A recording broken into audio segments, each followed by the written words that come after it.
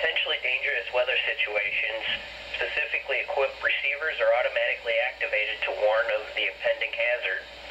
Tests of these receivers by this system are normally conducted by the National Weather Service every Wednesday between 11 a.m. and noon. When there is the threat of or existing severe weather in the area on Wednesday, the test will be postponed until the next available good weather day.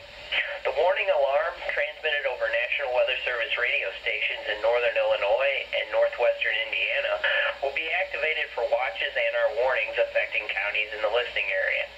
Reception of this broadcast and the alarm tone will vary at any given location. The variability, normally more noticeable at a distance from a given transmitter, will occur even though you are using a good quality receiver in perfect working order. This concludes the tone alarm test. We now return to our regular program.